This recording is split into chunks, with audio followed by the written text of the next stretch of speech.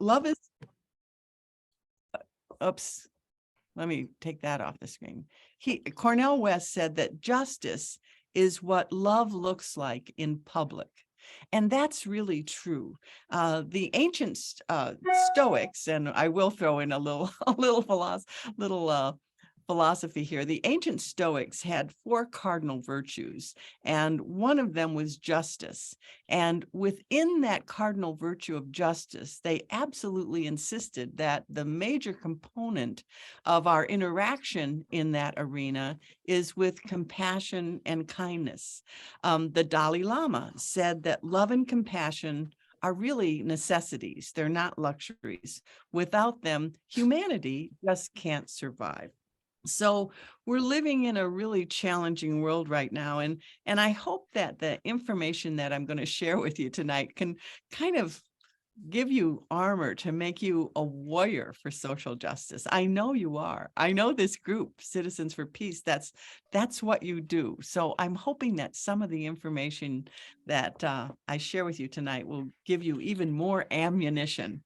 Gandhi said that peace between countries must rest on the solid foundation of love between individuals.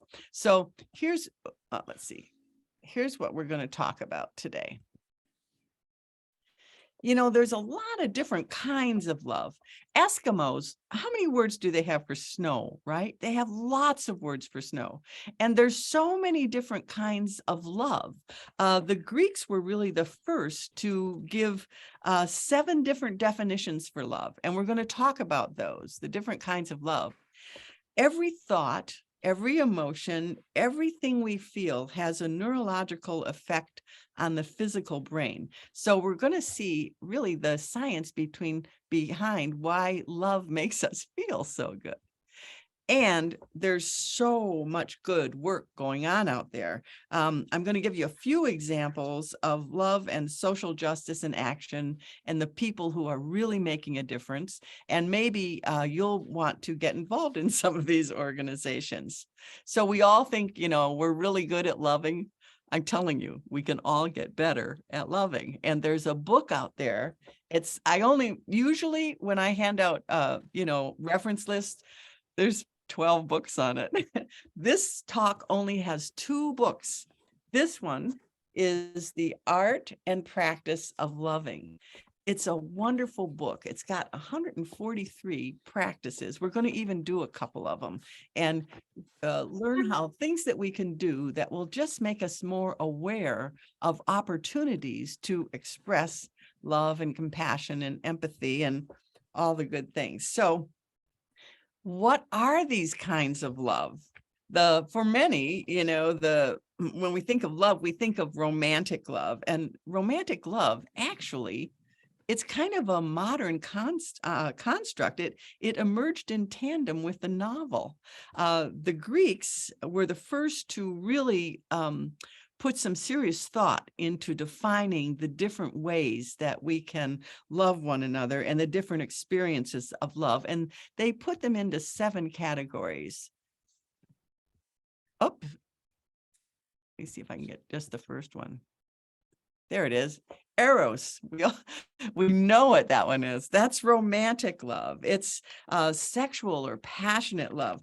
The Greek philosophers actually they thought there's a Greek myth that says that they consider Eros a form of madness. And it's what happens to you when you get struck with Cupid's bow. But modern evolutionary scientists say, you know, that it's an evolved biological urge, and it's certainly an important part of striving for survival and reproduction. There's certainly nothing abnormal or intrinsically wrong with Eros. It's natural and normal. It just happens to be the kind of love that gets a lot of people in trouble. Philia is much less problematic. It's the type of love we feel in friendships. It's characterized by, you know, shared goodwill, by loyalty and trust. It's encouraging, it's a kind and affectionate, and it's everything that makes up a real nice friendship. It's platonic, and yet it's both meaningful and sweet. It's the type of love where you just simply want the best for another person. Storge, this is a familiar love, the love between parents and children. It can be unilateral or it can be asymmetrical. It's usually unconditional, and it's kind of a protective kinship-based love. It embodies approval and sacrifice and acceptance. Now, ludus, on the other hand, this is playful. This is completely uncommitted love. Think of, teasing or flirting. There's a focus here on just fun. Sometimes there's a focus on conquest in ludus. And this is a real no strings attached kind of love. Pragma is just about the opposite of ludus. It's love that looks real long-term. It's the type of love that you would see in real long-term marriages and long-term friendships. It's built on commitment, endurance, companionship, sharing similar hopes for the future, like things like, building a family or putting down roots. This would all be considered a pragma type of love. A lot of folks would understand this as a making it work kind of love. It's a type of love, it's accepting and understanding, and it usually matures as couples spend year after year together. Now, philautia, this is self-love. And the Greeks thought nothing is wrong with self-love. And current psychologists and cognitive therapists absolutely understand that we have to have self-love. That's involved, self-worth, self-confidence, self-esteem. It's not, it's pretty much impossible to love others if you don't love yourself first.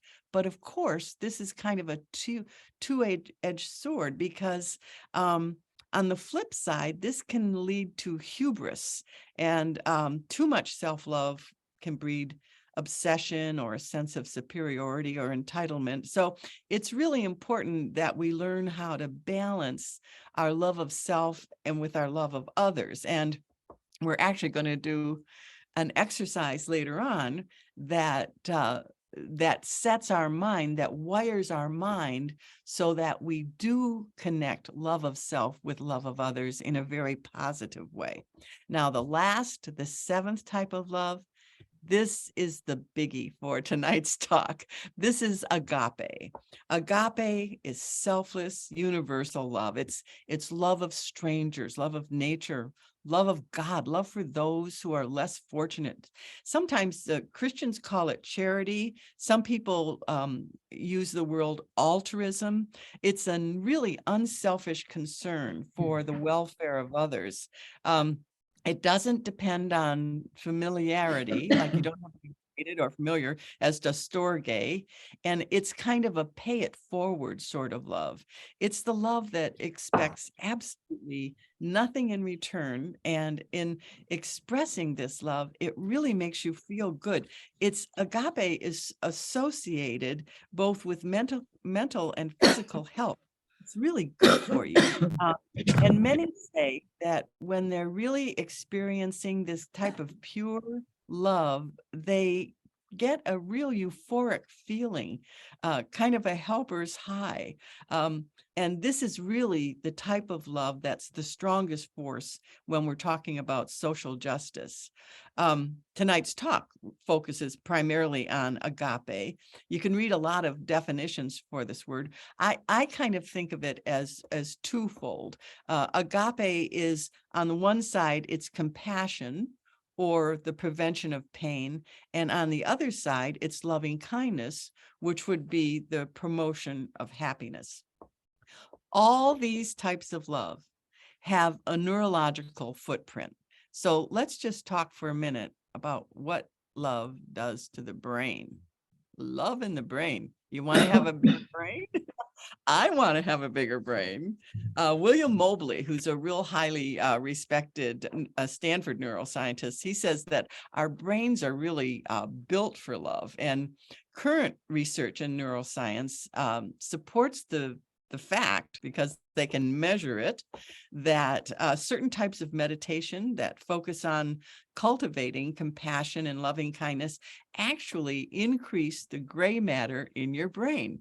And this is in the processing component of the brain. It's sort of down the central and the prefrontal cortex here. Sort of, they're considered the executive centers of our brain. So just by practicing compassion and loving kindness to others, we build neural pathways that enlarge the gray matter in the prefrontal portion of our brain. So that's a good thing. All seven types of love have a defined neurological footprint. Eros, or the passionate kind of love, that really triggers the release of a dopamine called a neurotransmitter called dopamine. Dopamine is the same neurotransmitter that you get when you eat something really delicious. So it lights up the part of our brain that gives us satisfaction. And by triggering it again and again, what it does is it builds your natural reaction to want more of it.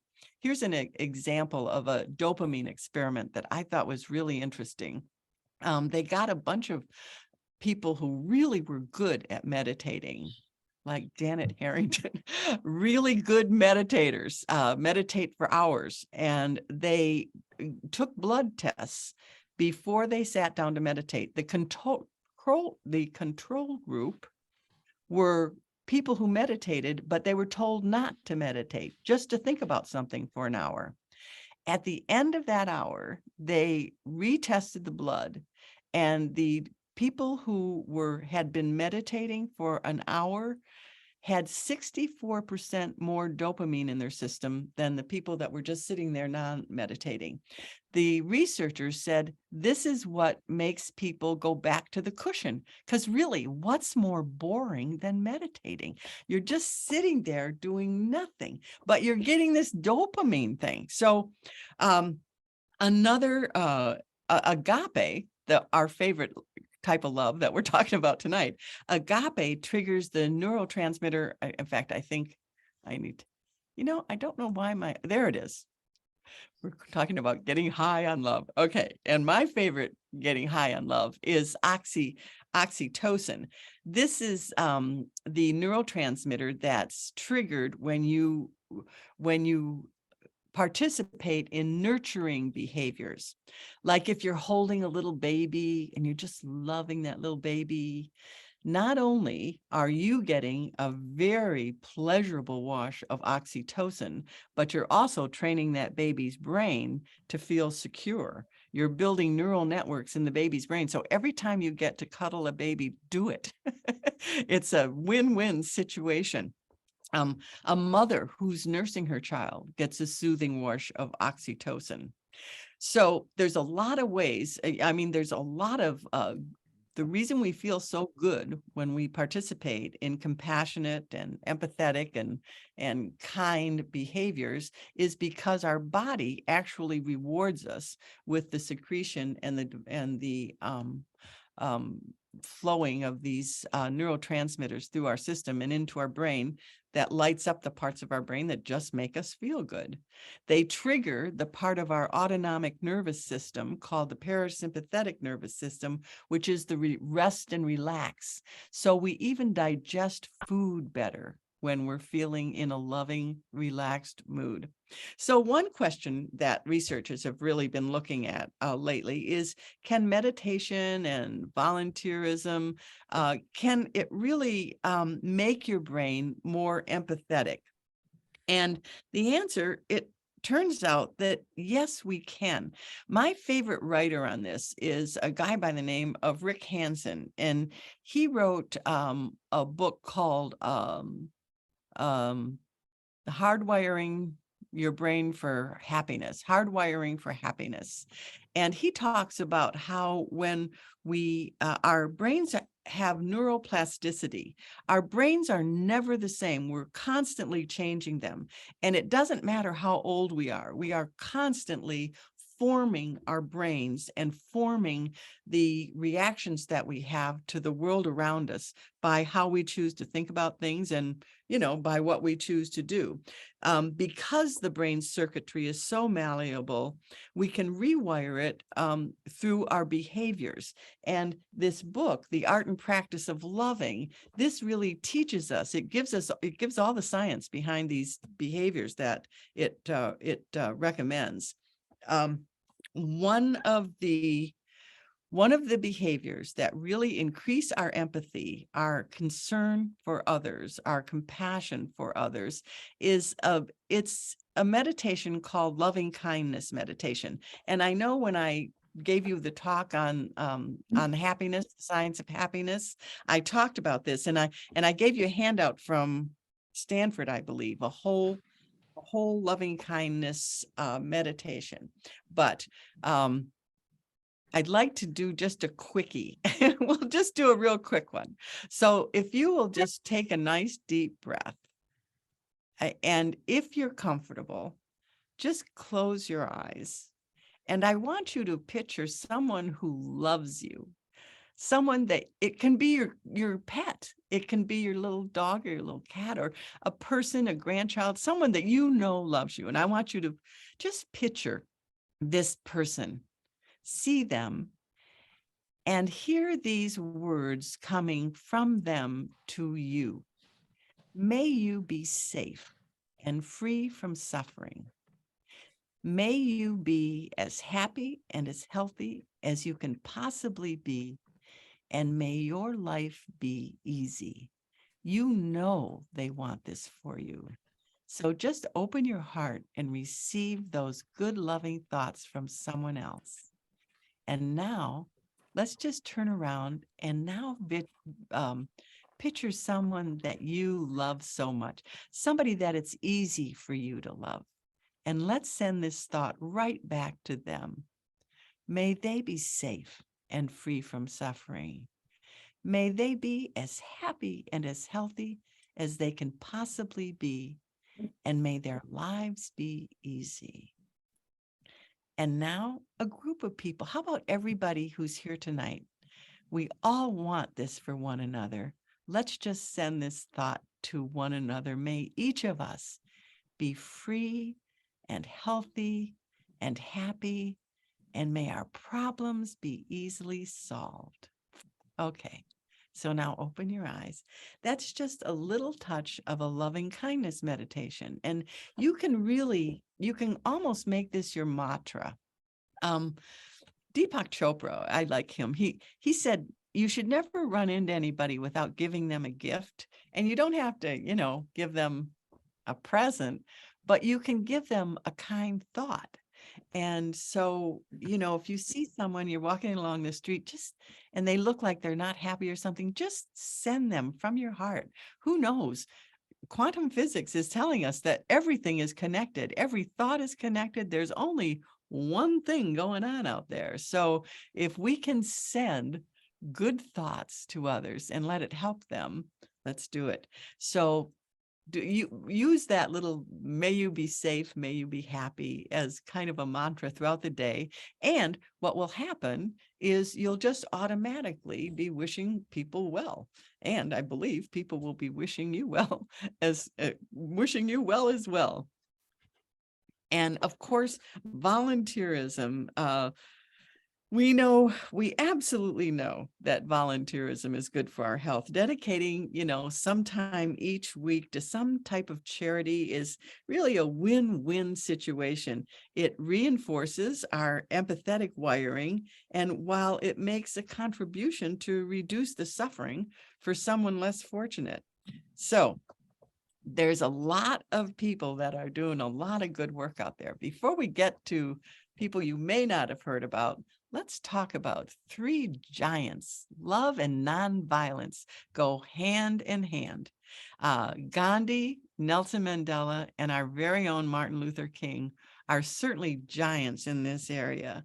Gandhi, is the first human in history to extend the principle of nonviolence from the individual to the social and political plane.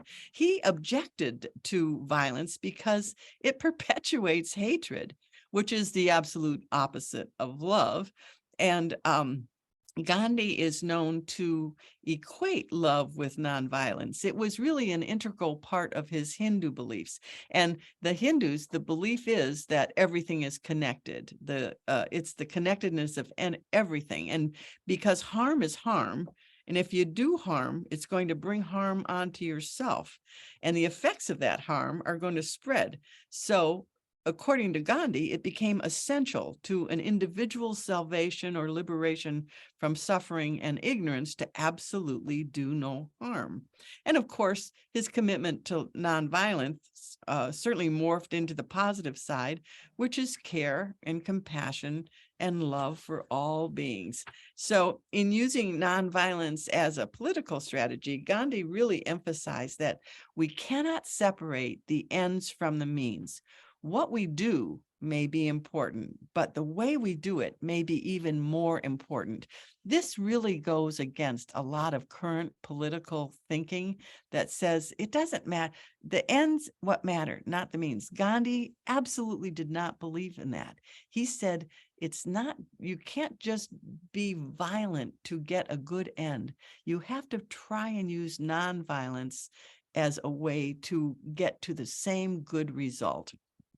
Nelson Mandela spent 27 years in a brutal prison in Robben Island in Africa. And when he got out, he became the leader. And rather than using his power for revenge after decades of abuse of non-whites by the whites, Nelson Mandela set up something called the South African Truth and Reconciliation Commission, the TRC.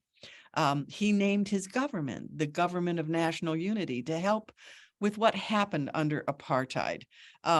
The conflict during this 40 years, it was of absolute abuse. It resulted in violence and human rights abuses from all sides. And so the task of this TRC, and it was run by Bishop Tutu, the task of it was bring together the victims and the perpetrators, say what happened, admit what happened, and learn to move on from there.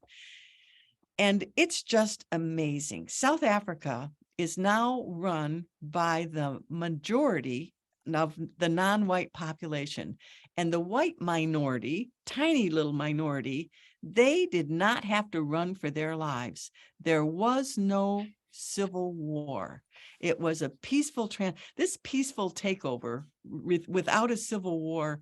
It's just an extraordinary example of the power of one man's use of love, understanding, and forgiveness as an effective way to bring about social justice to an entire nation.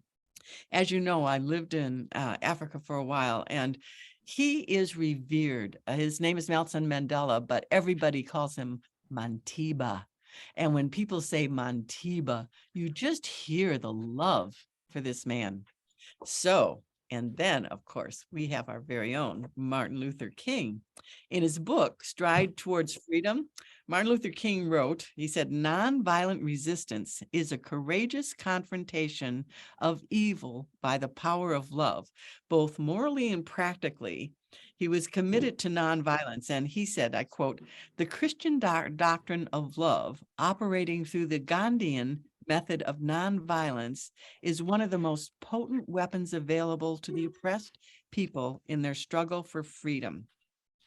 King really spent some time figuring out principles of nonviolence, and he came up with 6 basic principles for nonviolence. The first is that we can resist evil without resorting to violence. Second, nonviolence seeks to win the friendship and understanding of the opponent, not humiliate him. Third, it's evil itself, not the people committing the evil acts, who should be opposed. Fourth, those committed to nonviolence must be willing to suffer without retaliation. That's a tough one. And fifth, Nonviolent resistance avoids external physical violence and internal violence of spirit as well. The nonviolent resistor not only refuses to shoot his opponent, but he also refuses to hate him. The resistor should be motivated by love in the sense of the Greek word agape, which means understanding or redeeming goodwill for all men. And the sixth principle of Martin Luther King's nonviolent approach is that the nonviolent resistor must have a deep faith in the future, stemming from the conviction that the universe is on the side of justice. What a man Martin Luther King was. I love this. He said this. He said, everybody can be great because anybody can serve. You don't have to have a college degree to serve. You don't have to make your subjects and verb agree to serve.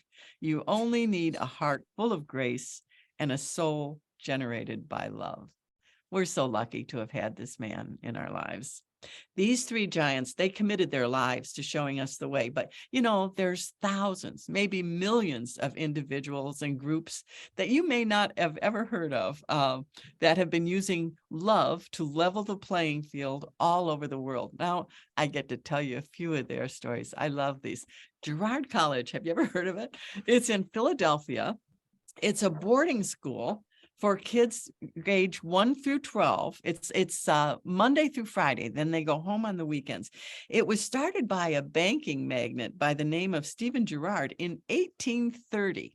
And the kids are chosen from the poorest areas of Philadelphia, where actually 1 in 3 kids drops out of high school. At Girard, and they call it college, but it's really just a grade 1 through 12. But at Girard this past year, 100% of this year's graduated were accepted into colleges. Now, this was formed in 1930, and since 1930, 98% of the graduates that had no hope really have gone on to great careers, to college, to wonderful careers, doctors, lawyers, social workers, manufacturers.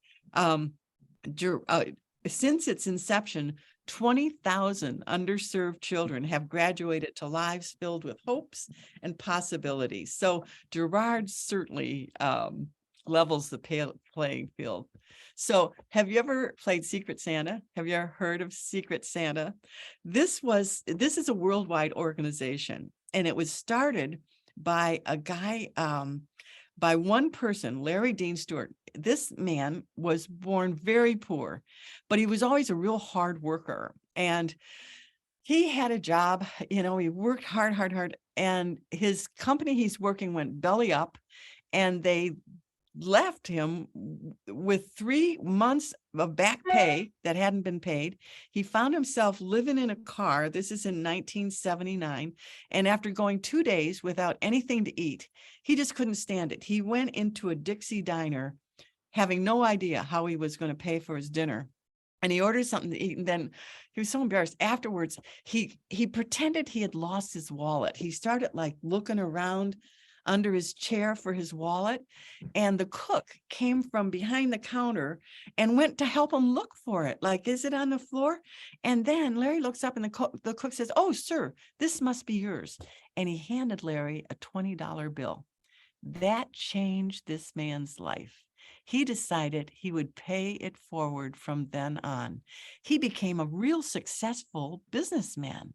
And between that time in 1979 and 2006, he gave away more than $1.4 million, all anonymously. Nobody knew. And all around the holidays, he would go around and see somebody that needed money and just hand them some money. Or he had friends who were policemen and who were social workers, and they'd say, "Oh, this family just had their electricity turned out right before," and he'd pay their electric bill. Everybody wondered who this Secret Santa was, because little stories would pop up about him in newspapers and stuff. Somebody just took this family and did this for them or that for them. Okay. In 2006, he was diagnosed with terminal cancer. And he thought, "Oh my gosh, my good deeds are going to die with me." He said, "No, why don't I set something up So he had his assistant set up a website, a Secret Santa website, and it told who he was and what and you could go to this website, and they had lists of people that needed help, and you could be a Secret Santa to these people. You could pay for somebody's electric bill or send some presents to kids that weren't going to get any for that. So, Larry died in 2007. He only lived for another year, but the Society of Secret Santa lives on. You can go there and become a Secret Santa yourself. It really reminds me, I don't know who said this, but somebody really smart said this. They said, you can know how many seeds are in an apple, but you can never know how many apples are in a seed. And two really good ladies that planted a wonderful seed were Margaret and Alice Goodwin. If they hadn't seen the value of helping some kids in Hartford, Connecticut, they called them the Lost Boys, just a bunch of little bad boys. If they hadn't seen the benefit of helping them, Boys and Girls Club of America would never have been born. And that was, they put that together in 1860. And since that time, 4 million children have benefited from the seed that they planted. Patty Patton Bader's son was in he was in Iraq, and she would always put together packages and send them, care packages. And he wrote to her and he said, Mom, I'm the only one in my whole platoon that gets anything from anybody. She said, that's not happening. So she got all her friends together and they started an organization called Soldiers Angels. This group sends hope and love to thousands of servicemen and women around the world. When Bob Scheer was a young man, he was a foster child, and he remembers showing up at his foster home with everything he owned in a black plastic garbage bag. He grew up, he became a social worker, and he also took in some foster children, and the foster children arrived at his house with all their possessions in black garbage bags. And he said, we need to do something about this. So he put together a group called Comfort Cases, and you can go to their website. All of these are in the handout. You can go to their website and you can buy like a backpack or a duffel bag, and you can even choose a little gift like a book or a pair of clean pajamas or something to put into it. So Bob Scheer, the last one, this could go on forever, but this is the last one. Charles Best was a teacher, and he was making mimeograph copies of a book he wanted, his Little House on the Prairie. And he thought, there must be people who'd be willing to help us teachers. You all know, right, how many teachers spend their own money for the supplies they need for their classroom. Teachers are our unsung heroes. Well, Charles Best started this thing called Donors Choose. You can go to their website. You can choose a teacher in a classroom and a very specific need that classroom has, and you can do something about it. You can volunteer for that.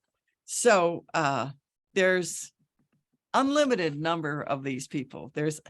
And this is the book. I only recommending 2 books. This is the second book. It's called Humankind, and it has all of the stories I've just told you, plus 100 more. It's nicely written. It's about a family who really had some problems, and all the people that came out to help them, and gives you a lot of good ideas on how you can be helpful as well. I'm trying very hard not to go over time. Tana told me 45 minutes, and that's the limit. So I took out a few slides, but that's okay. The last thing we're going to talk about is this other book, Learning How to Love. Okay.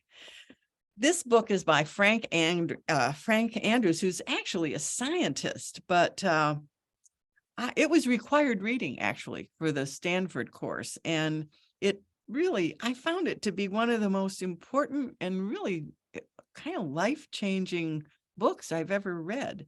It's a guidebook for loving deeply and continuously, regardless of what happens to you and regardless of the situation you're in. The book really has 3 parts to it. One, it's practices. 143. So how hard was this slide to put together? How am I going to choose 2 or 3 out of 143? Anyway, I did. They might not be the best ones. You're going to have to tell me if they were the best ones after you read this book. So he talks about, he's got the practices, and then he's got real good quotes from all kinds of brilliant thinkers on every topic that he talks about. And then he's got all the science, all the neuroscience, everything behind it. But it's not a hard to read book. It's a real easy to read book. When you buy the book, you need to buy a nice little journal, because these practices are things that you write down. So you'll, write them down. Wonderful to go back and reread them. So I'm going to give you a couple of examples. Okay. Okay. This is one of the exercises. It's, you recall times that you have truly loved, like in the last week or whenever. Just think about time. Close your eyes and just think, when was a time that I felt such incredible love? Where was I? What was I doing? What was I wearing? Get as much tactile information into this memory that you can, because you want to hardwire this into your brain. You want to get your brain so that it automatically starts thinking about times you have truly loved, and then write them down. You head this page, times I've truly loved, then you write them down and leave a few extra pages, because as you go through your days to, a few days from now, and you just see something, oh my gosh, I absolutely love this. It might be your lunch. It doesn't have to be some real altruistic thing. It might be you get a phone call from your grandkid and they say something nice to you. That's really, write it down. You need that for later. So that's one exercise. Another exercise that I really like is list what is it that you have in your life to love. So think through a typical day or week or month, and note every possible candidate for your loving, like places, people, activities, animals. What is it in your life that you have to love? Dr. Andrews gives us 30 words to use. You know how the Greeks gave us 7 different words for love? Dr. Andrews gives us 30. He calls them heartwarmings. And you can use these in this exercise to replace the word love. For example, like, what is in my life to appreciate, to delight in, to surrender to cherish, to feel connected to be awed by, to celebrate. And you put those words in, and then you can just start listing. You are going to have some lists, as we all have an awful lot in our life to love. What am I grateful for? What could I be more grateful for? He suggests that we use this practice, particularly when we feel depressed or upset, and that we try it first thing in the morning, or you can do it while you're driving your car. This is like, they say before a meditation, don't do this while driving your car. This you can do while driving your car. You can think of what is it in your life that you have to love. Do it when you're sick in bed. This is kind of Buddhist, actually. Yeah, if you go through that when you're feeling really sick, this will not cure you, but this will really help with the suffering. Your level of suffering will be less if you just spend time thinking about what it is in your life that you have to love, to cherish, to be grateful for while you're crappy sick. It'll make you feel better. So the third thing, and the last one that I'm going to talk about, remember there's 143. So this is just really the tip of the iceberg. We all know that we create our world through our attention. What we focus on becomes our reality. So our minds are like a flashlight. And when we point that flashlight, we project onto the world our own attitude, And as we learn to project love, we learn to experience love. So now this is a real interesting mindful exercise. I'm going to ask you to close your eyes. And when you open your eyes, which I'll say in about a second, I want you to only see straight lines. Okay. Open your eyes and look around. Only straight lines all around. Just focus. Make yourself only see horizontal, vertical, straight lines. Just look all around the room and just note them. Focus your attention on them. Okay, close your eyes. The next time you open your eyes, you're only going to see the color red. Okay, open your eyes, look around. Where's some red? There's red somewhere. Just ignore everything else and only see the color red. Okay, close your eyes. Now, this is just a simple neurological exercise. It's just teaching you how to focus. And focusing is one of the best things we can learn to do for all kinds of things, including meditation. Epictetus said, men are not moved by things, but by the view which they take of them. And that's our focus. So we can learn not only our actual physical focus, but then we can learn our mental focus as well. So that's just a real tiny little taste of the exercises in this wonderful book, Learning How to Love by Frank Andrews. You can go to his website, and it might be possible for you to just download the PDF of this book. When I took the course through Stanford, they gave us a PDF. I bought lots of these, but the PDF was really good because it was online, and then you could keep your journal online too. Okay, so I have some final thoughts I just wanted to share with you. And Leo Tolstoy was such a great writer, and he wrote a story about a king who realized that if he knew the answer to just 3 little questions, he would never fail in any endeavor. And the questions were, when is the best time to do each thing? Who are the most important people to work with? And what is the most important thing to do? So he went over his whole kingdom looking for the person who could give him the answer. And finally, he met a hermit who gave him the answer to these 3 questions. And the answers are these. The best time to do each thing is now. The most important person is whomever you are with. And the most important thing we can do is we can love. And as Teilhard de Chardin said, the day will come when, after harnessing space, the winds, the tides, and gravitation, we shall harness for God the energies of love. And on that day, for the second time in the history of the world, we shall have discovered fire.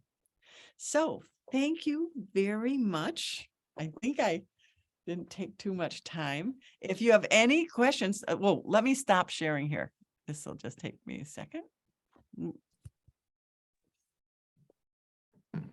Okay, is everybody seeing? Okay, great. Does anybody, thanks, thank you. Anybody have any questions? Yes. You can unmute. Okay. See, Is who's that Tada? Yeah, I have a question. What can we do to spread the word about using love as a force for social justice? What a good question. I think maybe the most important thing we can do is the children are our future. We can teach our children how to love. Here's a couple of suggestions. Like I have a friend who's really, she's got quite a lot of money and she sends checks to her grandchildren at Christmas. So, but what she does is she sends them a check and she says, half of this is for you and half of it is for whatever charity you would choose. Now, if you've always sent your grandchild $10, you have to send them 20 because you have to give them a little extra money. But this is, and then please call me, darling, or let me know what you decided to do. So my friend told me that she was doing this, and I did it with my grandson. And he went out, and he and his mom went to Costco, and they bought great big bags of dog food, and they took it to the Humane Society animal shelter and helped feed the dogs. And I mean, I just love that. So there's an idea. Here's another idea. When we have, and I'm kind of focusing on children, when we have the opportunity to take kids along with us to any kind of event, charitable event, do it. Like, I know at Christmas time, there's the Marines and stuff gather all these presents, and they usually go to some big warehouse, and you can go and help them wrap presents that are sent to children that need presents. So look for opportunities to get young people involved in giving and in compassion.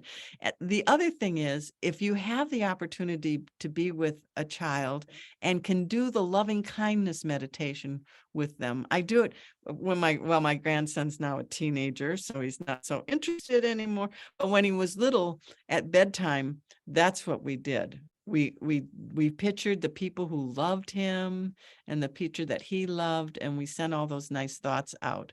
So I would say that, do as much as you can to work with children, and give people this book.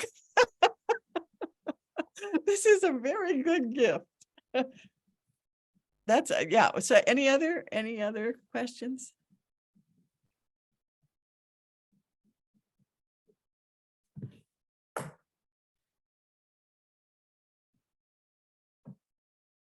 I see Janice, but I don't.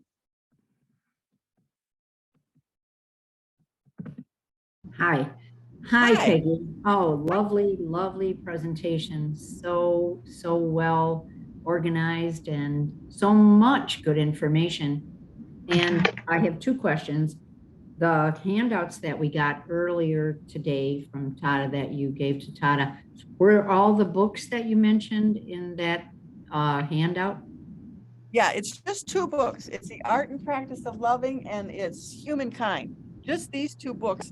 And then there's a lot of websites. Oh, the course. If you want to take that course through Stanford, go to Coursera.org. It's in there, and it may still be offered. It's really worth it. 10 weeks, but 10 weeks well spent. Well, that was my second question. How is Stanford still offering the course? Yeah, I think they are. I think they are. Just go to Coursera.org and look up Love as a Force for Social Justice Stanford. I think if you want to audit it, you might even be able to take it for free. I'm not sure. Well, thanks. My sister works at Stanford, so I wanted to tell her about it. So for sure. Yeah. But it's an online course, so we all could take it. It was online. Great. Thanks.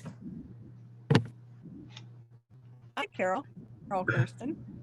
Hi. I have a question, and that's the book that you held up before this last one. You said when you were talking to children or about children, you said I don't know if it's a children's book, but you held out a book and I couldn't see the title, and maybe it's the one that your different points had come from. Yeah, it is. It's not a children's book. It's just this Frank Andrews book. Oh, it's okay. Loving. Okay. That's it. Thank you. Thank you. And It was excellent, Peggy. Everything. Thanks.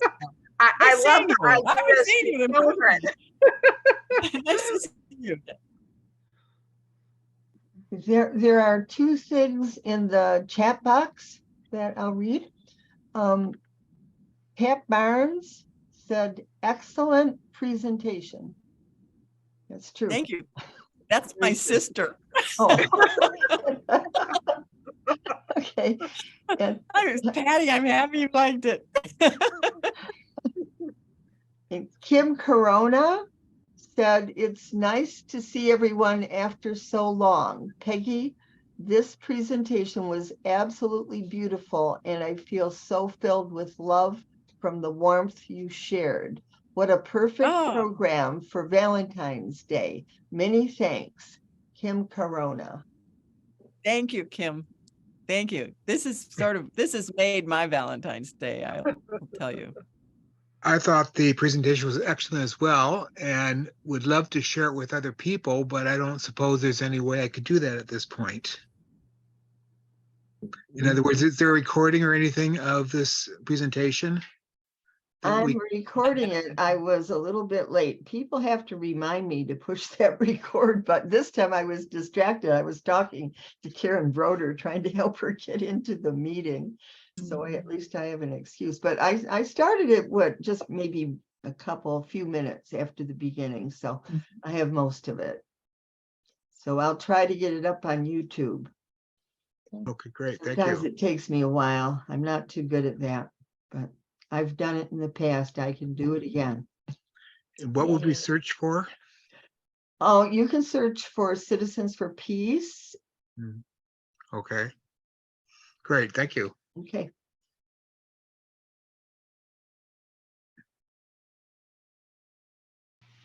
Citizens for Peace. Well, I'll let you know after I get it up. I could even send it out to, well, if you're on our list, yeah, you're all on our list, right? So I'll send it out after I get it up on YouTube. So you don't have to waste your time looking before I get it up there. Once it's on YouTube, we could put a link on the website, right? I always do. That's what I In thought. fact, we still have the last one from Africa on our website. Like I said, go to past events and then scroll down, you'll see Peggy's beautiful face, and then keep scrolling and you'll get the information of the loving kindness meditation for her presentation, from her presentation on science of happiness. So we always post it for people. Yeah, I sent a link to the YouTube that Peggy, of Peggy making her last presentation. Did anybody watch that?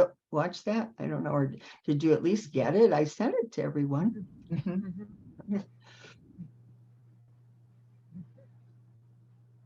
Okay. Well, it was wonderful. I knew it would be. So much information. Thank you, Peggy. It was absolutely my pleasure. I loved it.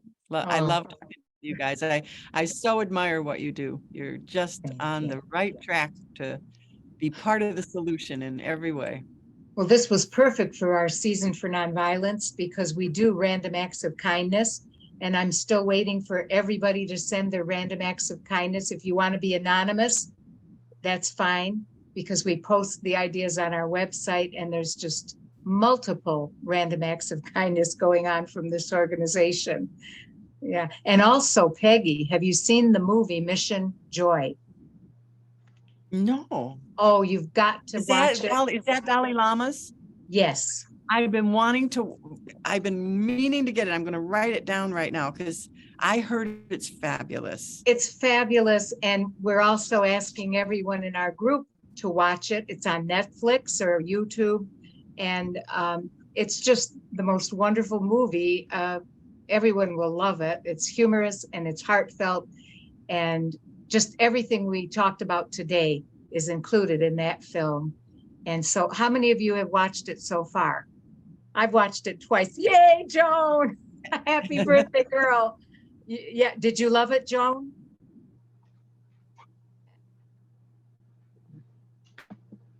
Oh. Excuse me, there's another chat box message. It's from Karen Broder. I'm surprised because she's the one who finally gave up trying to get into the meeting, but she has a question for Peggy. She said, "Hi, Peggy, back to the justice question, how to do it lovingly with adults." Oh. You mean, what are some ideas on how to get these ideas to adults? I think that must be what she means. Well, I just think, getting people involved in just charitable and compassionate behaviors is the way to do it, or getting people to volunteer, just encouraging your friends. I mean, if you wanted, if you start something and then want a few friends to go along with you, that is a compassionate endeavor, then that will do it. Also, I'm giving people the book on loving. That was my Christmas. Everybody got it for Christmas. I don't know who's read it yet, but it's a good idea. and Oh. in our own hearts, the most important thing is our own heart. And if we can be non-judgmental, practice non-judgment, which is a key to mindfulness, be in the moment without judgment about the moment.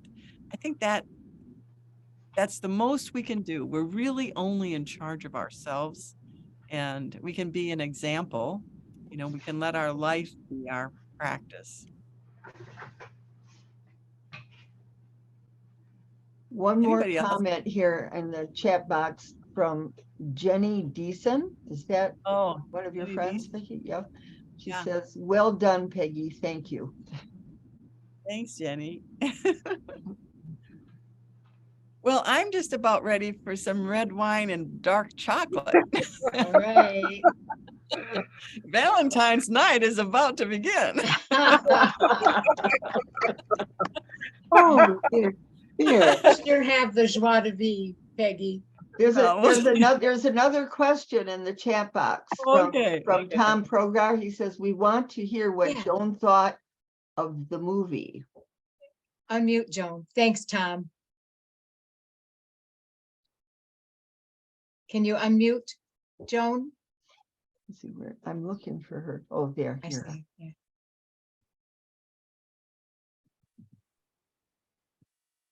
There we go. Was there a question or? What did you think of the film Mission Joy? Oh, it filled me with joy. Just watching those two, the interaction, and they were so humorous and playful with each other. And it just left me with a happy feeling. It was fabulous. For example, the Dalai Lama was asked by the guy interviewing, what do you do for pleasure? And he points to Desmond and says, well, he has sex.